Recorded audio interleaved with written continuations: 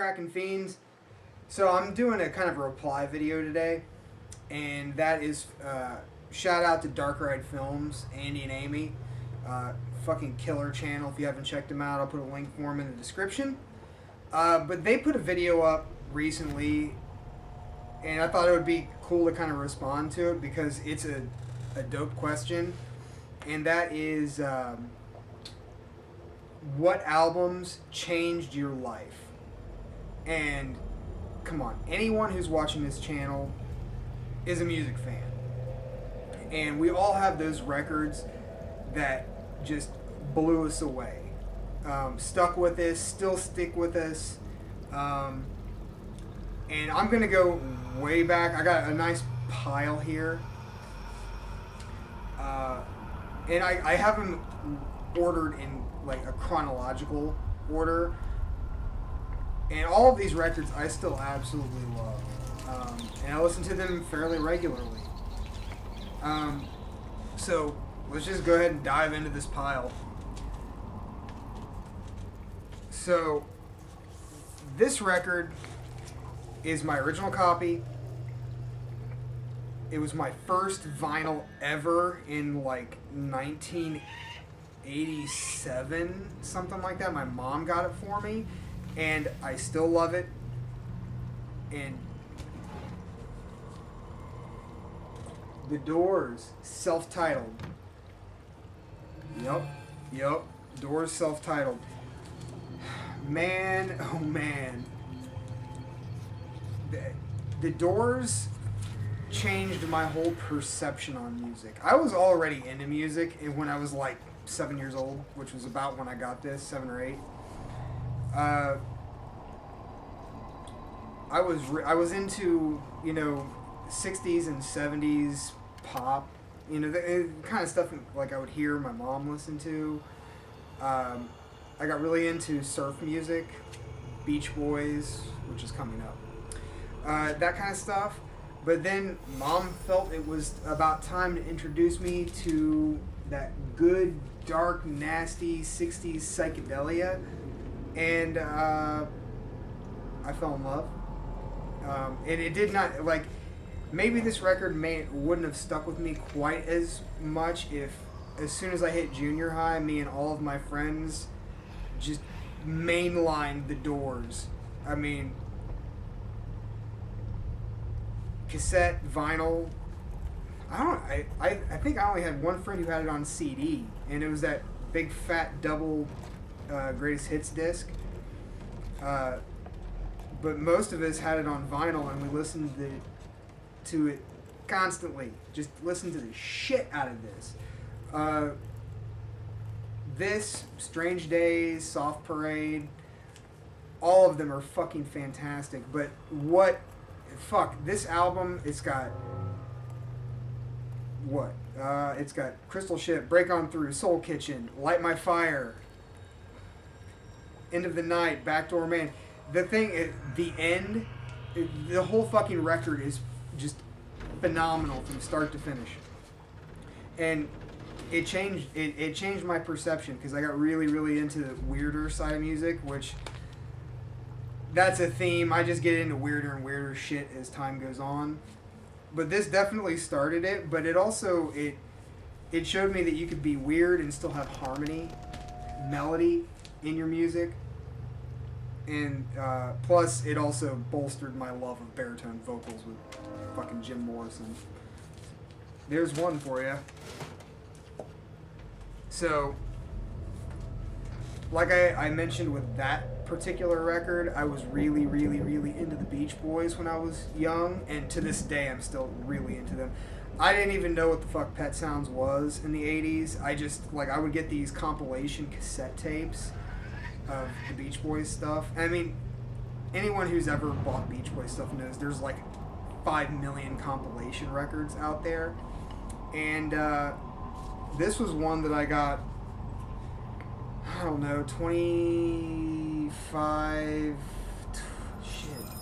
27 years ago, something like that. Beach Boys, Surf and Safari, which is probably backwards and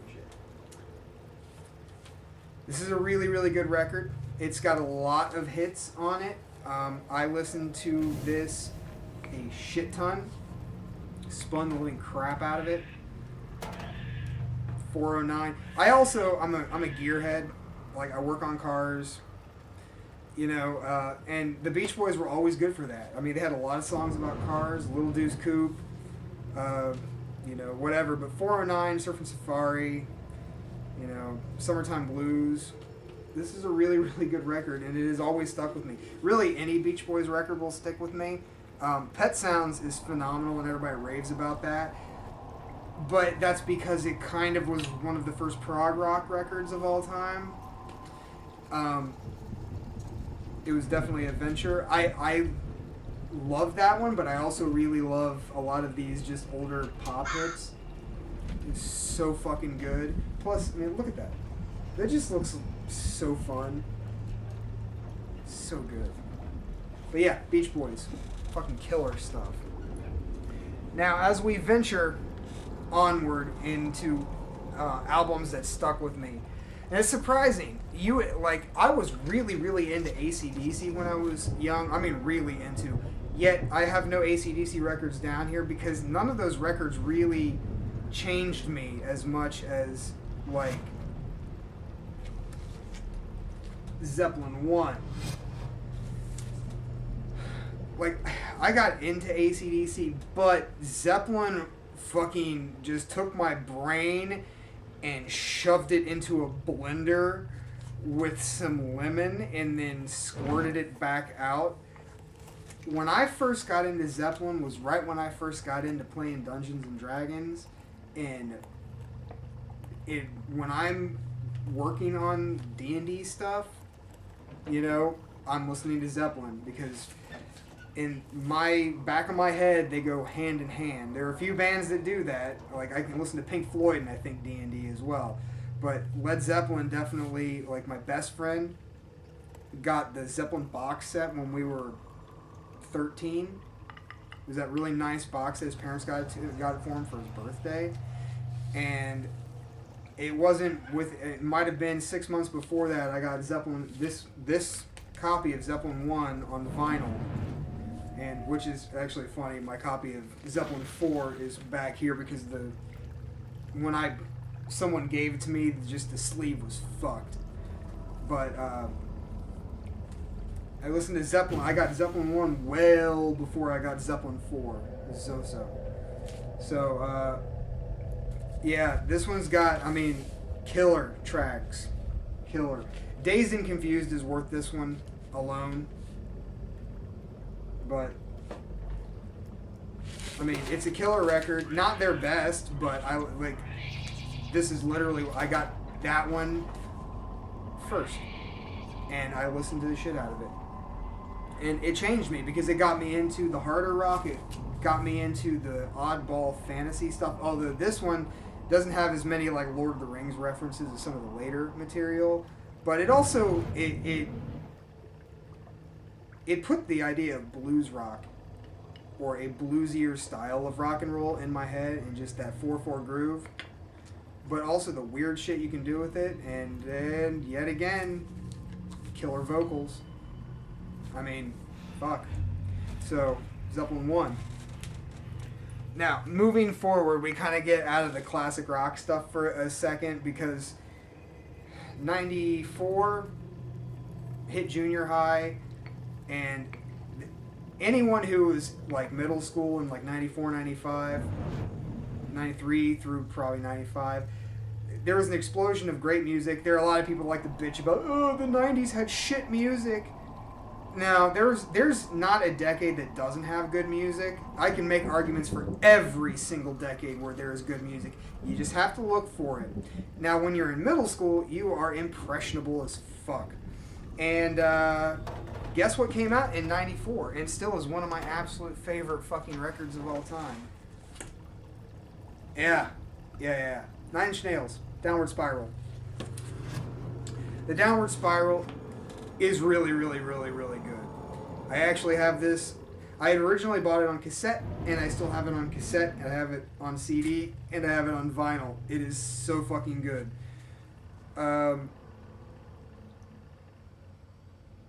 damn. I mean, just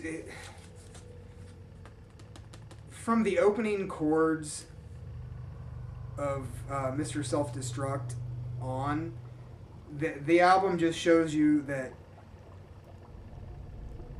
it took that rock and roll formula and just warped it. Which, of course, there were bands from the 80s that were warping the sensibilities of rock and roll. But I was 14. You know, I had not heard everything. Fuck, I still haven't heard everything. I'm still, you know, there's new bands I find out about every day. But, 9 Inch Nails, The Downward Spiral, just, it set a tone for me, especially with 90s industrial. And that was, I mean, industrial was huge in the 90s. I mean, 9 Inch Nails was definitely more on the rock side of it and definitely mainstream. But this was a gateway. This was a gateway to KMFDM, to Front 242, to Frontline Assembly, and down the spiral. And I got it and fell in love with it, and, you know, I don't know. There's not a song on here I don't like, though.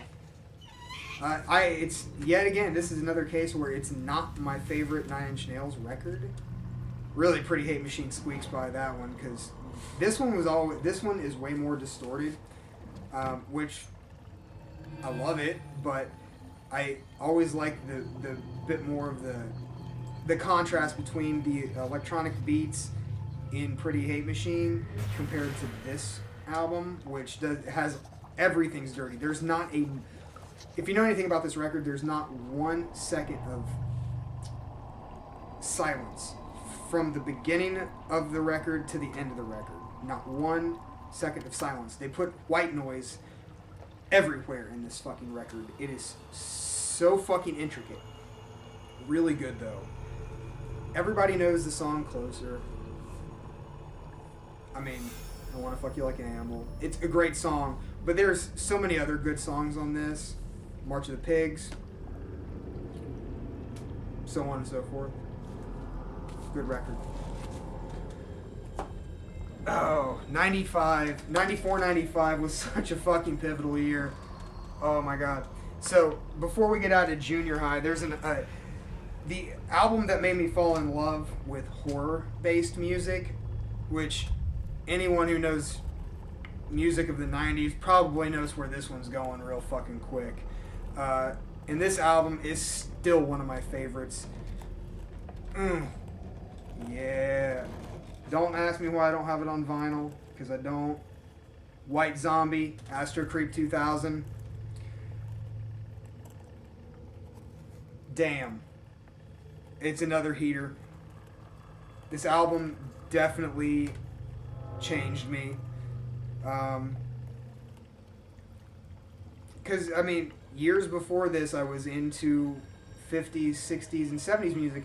When this came out, was just before I became friends with my friend Lee. Lee got me into and dragged me to shows to see 50s and 60s artists. That was where I got into all that Motown and doo-wop and 50s rock and stuff like that. Some of that I had heard, but I didn't have the exposure like I would soon enough. But at the time, this album was the contemporary shit, and I fucking loved it. It was probably my first real heavy band ever, because most of that classic rock stuff isn't all that heavy. Like, this was the heaviest shit that I had listened to up to that point. It's funny because I remember this came out probably within a year of Weezer's Blue album, which I don't love that record, but it also it holds a special place in my heart and also bolsters my love of garage rock, which we'll get into the garage rock thing relatively quickly. But yeah, Astro Creep 2000. I mean, the whole fucking record is just hit after hit. They did such a pristine job on this. And I'm not going to say it's Rob Zombie's like best work. He's done a lot of good stuff, but I feel like he definitely lost a little bit with Shania Salt and Jay Younger when they were out of the band. He lost a lot because they had a very specific groove. Too bad he's not exactly Mr. Nostalgic. Otherwise, we might get a fucking White Zombie reunion show, which guarantee will never happen, which sucks. But yeah, Electric Head Part 1, Supercharger Heaven, Creature of the Wheel, Electric Head Part 2, More Human Than Human. The video for More Human Than Human opened my eyes to a whole new world.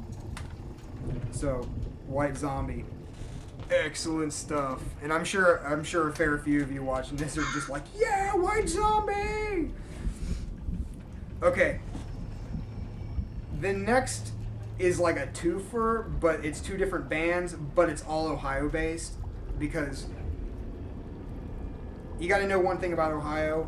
We like our fucking punk fast and loose and garagey as shit. And there are two bands in both. One of them is huge, or was huge. Huge in the sense of they were on Warner Brothers at one point. Okay, well, this Uncle Scam, Poverty's Priceless. Guarantee you've probably never ever heard this. If you're savvy, you probably, when Bam Margera was flipping through a CD collection on MTV, you probably saw the disc in there, because Skatopia is in Ohio, and these guys, who were some of my best friends, still are some of my best friends. This was our local high school band. They used to play Skatopia all the time. But this is just straight up, mid to late 90s punk rock. Balls to the wall. Product of the time, product of our feelings. Local scene. This album stuck with me because I feel it. I feel what my friend Darren was saying on it all the fucking way. And to kind of bolster that with the whole garage rock thing and what was going on at that time, we had this club in town, not to get off on too much of a tangent of the story, we had this club coffee shop deal in like 94, 95 called the Blue Monk. And it was something that I could never see this town having, but it was literally, it was a coffee shop run by a hippie punk kind of guy, and like it was the first place I ever met anybody. And keep in mind, when I was in elementary school, I went to a rural school where you don't see shit like this. And then I finally got transferred back in where my family's, kind of lived, was in town, and I got transferred into the city schools. And so it was a brave new world for me, because anyone who's lived country life knows what the fuck that's all like. And then you go to a city school, and it's a whole different ball game. So this coffee shop was just fucking, like, first place I ever saw people with multicolored hair. They threw punk shows there. Anti-Flag played there in like 94, 95. So on and so forth, like all the great like garage punk bands from Columbus, like the Whiteouts, Econo Thugs, the Guinea Worms, My White Bread Mom, which I ended up being in bands with the guys from My White Bread Mom. But one of the bands that came out of that Columbus scene that would play with our people, and they ended up playing my hometown park, because we used to put on park shows, and Jerry Wick from Gaunt said it was one of his favorite shows that he ever played. The guys from the town just south of us ended up being really instrumental in the Columbus scene with Columbus Discount Records and a band called Necropolis, Unholy 2. Like, those guys were like friends, still friends, and influenced the shit out of me. And Gaunt stuck with me. I mean, I was opened up to them by the guys from Waverly, and holy shit. some whole next level crap right there. I mean, this is just straight up fast and loose punk rock in that kind of almost 60s way, but different. Ohio's got a real specific flavor of punk. Each city's kind of got its own flavor. I love it, though. I love our stuff.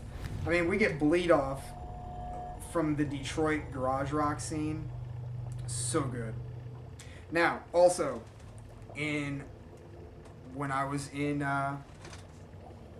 high school, was one of the other first heavy bands that I ever heard, which is one that I know a lot of you absolutely love, especially in the horror punk scene. They are beloved.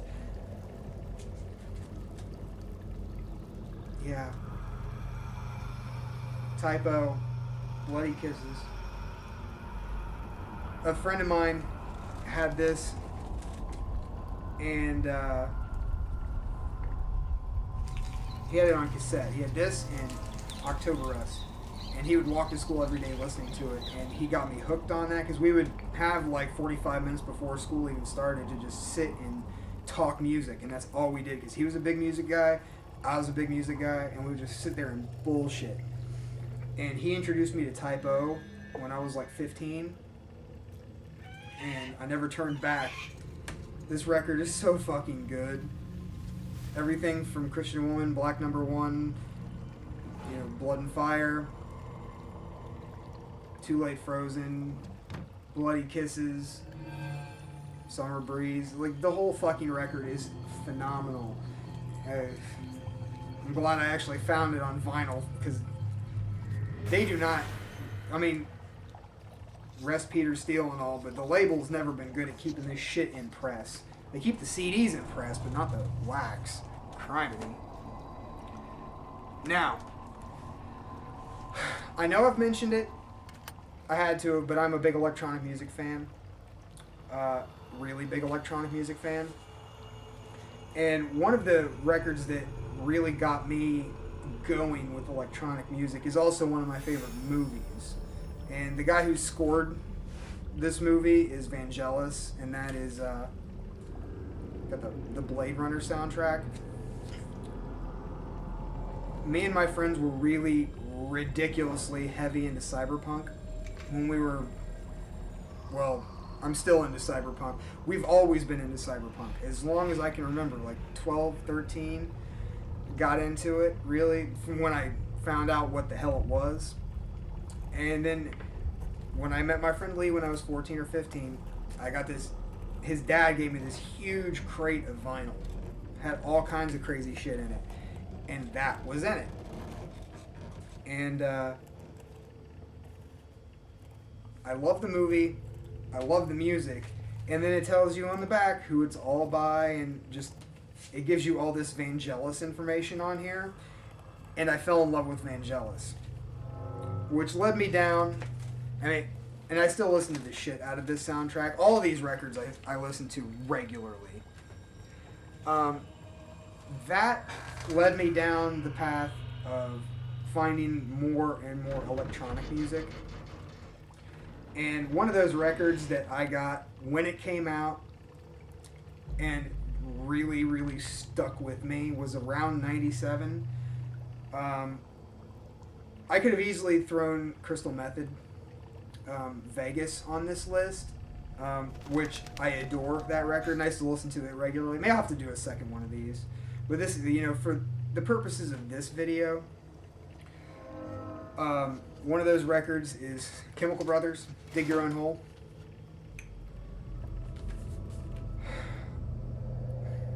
This one really, really stuck with me over the years. And Block Rockin' Beats is probably I would almost say their most famous song. And the thing I like about this record is their first two records, they put those out before they started having guest appearances on all their stuff, which I'm fine with. I like the fact that some of these these electronic guys have guest appearances, and they were just, the rave scene was huge in the late 90s. Me and my friends were discovering it, And I got really, really into this record. My friend Scott had gotten, my best friend, had gotten Daft Punk's first record, Homework. And we listened to that constantly. And then I got this, and keep in mind, we were getting all this on cassette tape, mostly. But I picked up Dig Your Own Hole. And Block Rockin' Beats is great, but like Electrobank, Setting Sun, Lost in a K-Hole, just, so good. I love the Chemical Brothers. I don't think there's a record of theirs I don't have. And this one has definitely stuck with me. Those boys cannot do wrong in my eyes. They really can't. Now, after that, I kind of started discovering myself. And these are going to be kind of rapid fire because, I mean, damn. Okay? This is horror punk. We know horror punk. There's a lot of these that we all know and we all love. So, there's not going to be a whole lot of explaining. But I found that when I first started listening to these in like 97, 98, it was like rapid fire into, it felt so natural to be listening to this stuff. Sisters of Mercy, Floodland.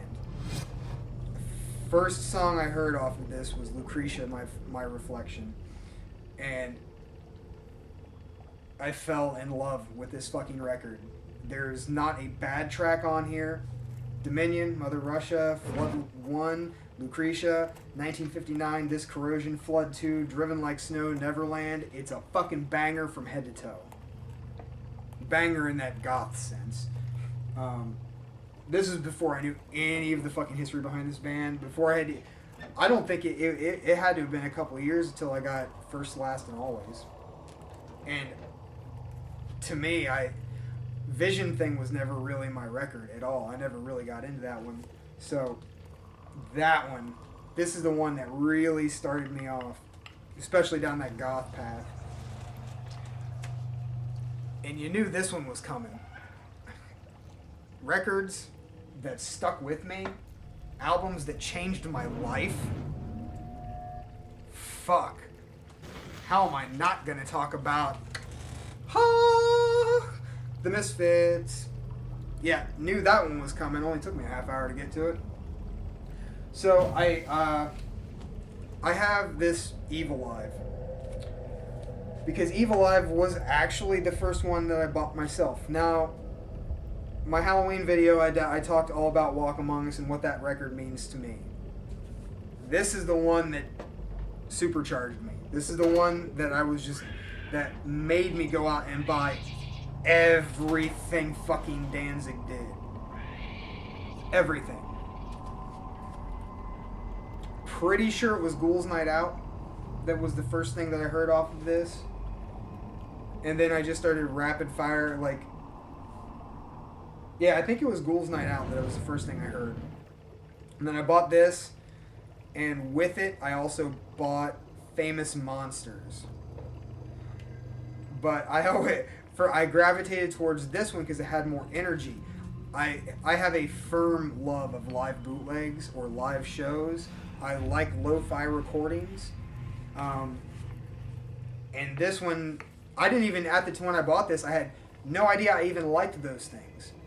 I had been listening to lo-fi recordings because of all the local punk rock that I would listen to. But whoo! Damn. I listened to the shit out of that one.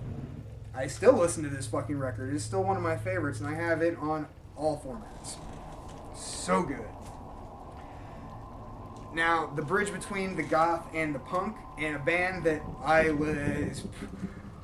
I'm hard-pressed to say that this band actually edges ahead of the Misfits for me. The Damned. And specifically Phantasmagoria, because this was my first... This is how I found The Damned. When I was like 17, 18. Keep in mind, small town, didn't have a lot of access, had no friends into this stuff. I had to find this out all on my own. I didn't know anything. Like the only original punk bands, the only two out of the big three that I knew. I knew the Clash because my friends in high school were into the Clash, and everyone knew the Sex Pistols. Fucking everyone knew the Sex Pistols. No one, I didn't know who the fuck the Damned were. I loved the name. I gravitated towards that. Then Dave Vanian's vocals to what he was writing songs about. And yeah, I got into the MCA stuff first. You know, the Black Album, which I don't think that was on MCA. That was previous to MCA. And then Anything. I got into that era like first. And the first song I ever heard was Shadow of Love. And it was the Pressure remix of it, which is fantastic. I have the 12-inch of that sitting around somewhere. Yeah, I've used tracks from this record in like home shot horror movies and things like that. Like I used the opening to Street of Dreams for the beginning of a movie with my friend Scott. Yeah, it's such a good record from head to toe. Definitely, it plays on Vanian's goth side as opposed to like, you know, Sensible wasn't in the band. Brian James wasn't in the band. So it was Vanian and Rat Scabies.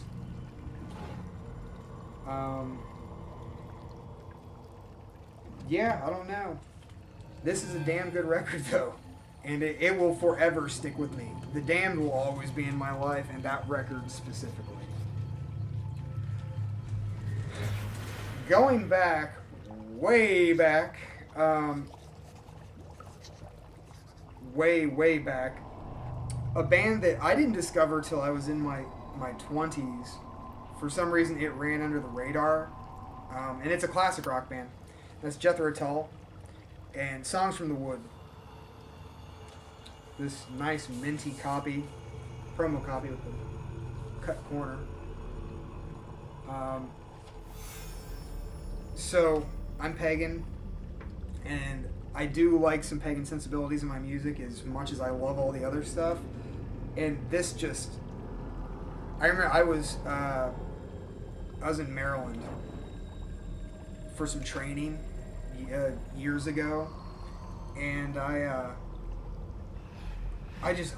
had picked this up, this record in general, because it looked like everything I wanted in like a pagan folk inspired record. And I only knew Aqualung from Jethro Tull. I mean, everybody fucking knows Jethro, they like Aqualung. And all the song titles just looked like it was right for me. And I remember driving through the hills of Maryland trying to find this fucking like campground where I was going to be doing this training.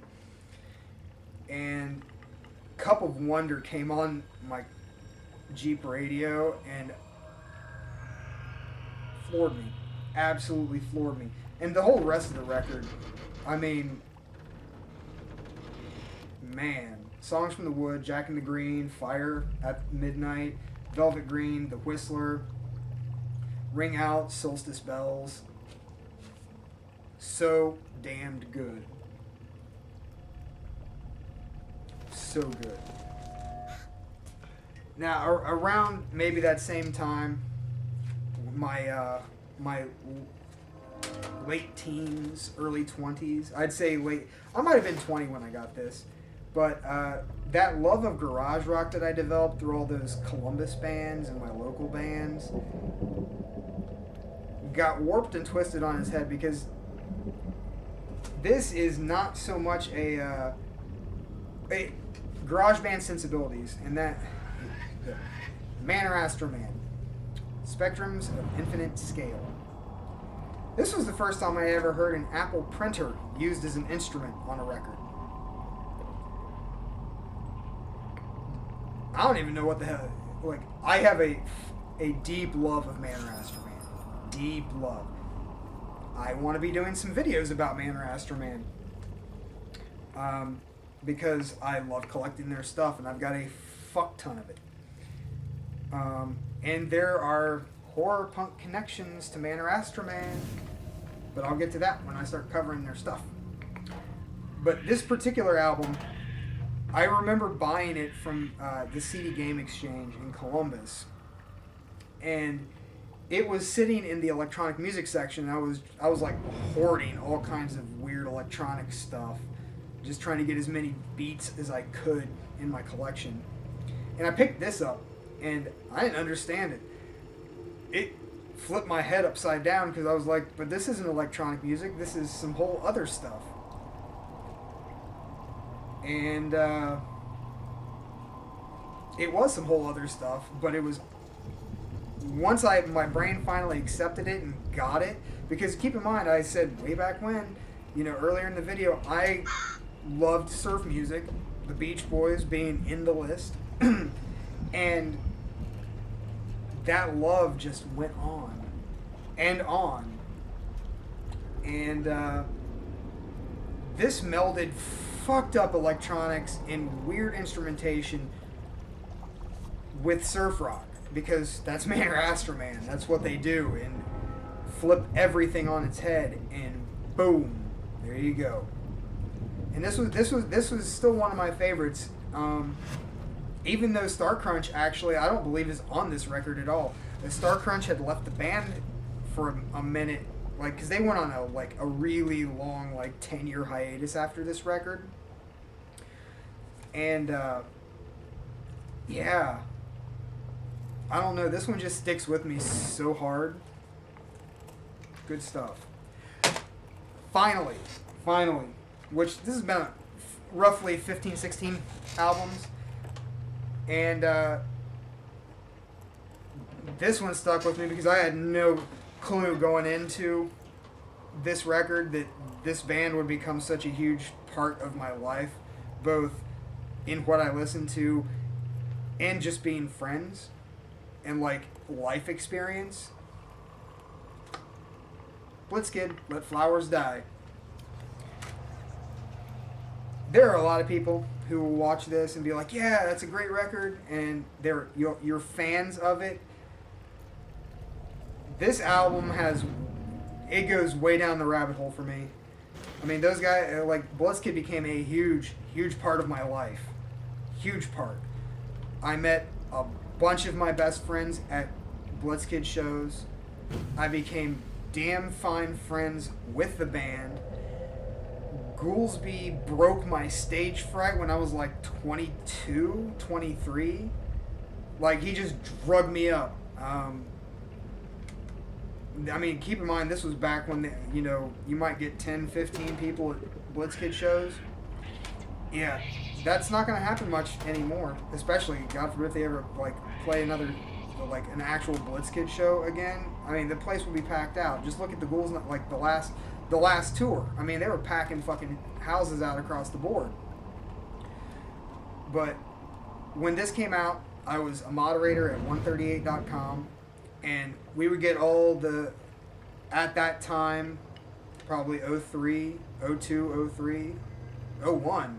With 01 to 03, right in there, we would get all the underground horror band stuff that filtered through, because it's a Misfits site, and where else are you gonna, pimp your horror bands than to Misfits fans? Thankfully, it's a broader spectrum nowadays, so you can, get your horror band out there to Wednesday 13 fans and Blitzkid fans and Michael Graves fans, so on and so forth. But at that time, really, you went to the Misfits forums and hope to God, you just didn't get a Misfits ripoff, which happened almost all the time. Definitely happened to Blitzkid, believe it or not. But we got mp3.com, we got the demos for Pumpkin Patch Murders and These Walls. If I remember right, those two tracks, and then Pretty in a Casket and Motel Hell. Those are the 4 songs, 2 from Terrifying Tales and Two from Let Flowers Die, and this was before Trace the Stranger was even out, even remotely out. Uh, yeah, they put those up. We would listen to them, fell in love, and then right after I found out about that, I finally it was right after I kept bugging Tracy because this was back in the AIM days. AOL Instant Messenger was vital back then. I would talk to my friends that I met on the Antidote Records message board because they had just gotten signed to Antidote Records, and I remember bugging Tracy on AIM that I wanted a record, and they had the handmade ones, but he said to just wait because they were repressing on Antidote, and they did. This is one of the Antidote pressings, Anti 07. And I think I bought this when Trace the Stranger came out. I just waited, and I have a couple copies of Trace the Stranger. I'll get to these records on here at some point, but I listened to this so much.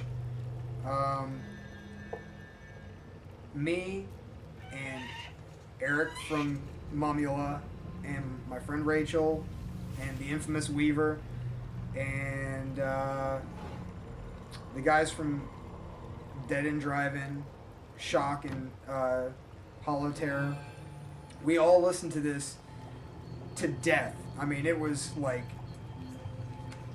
this was our scene's Walk Among Us. I know that's kind of a tall order to say, but this was one of those records. And as much as, I fully feel that Five Cellars Below is probably Blitzkid's best album because it is the full band, it is great songs. Trace with Stranger is a phenomenal record too. Honestly, the boys don't have a bad record. Apparitional's could really use Tracy's vocals on it, but that's besides the point. But for me personally, to my heart, my core, Let Flowers Die has stuck with me like glue. So, yeah. I hope you stuck along this far, because I've been fucking rambling forever. But Let Flowers Die is a great one. So I'm going to put links to songs from all of these records down in the description box. So, like the channel if you haven't and you're watching this. Give me a thumbs up so we can tell YouTube to actually let more people see the videos. And in the description or down in the comments, tell me what your those albums that stuck with you throughout life. Ones that changed your everything. And tell me why. Down in the comments. So I'm going to catch you next time on the Midnight Chamber.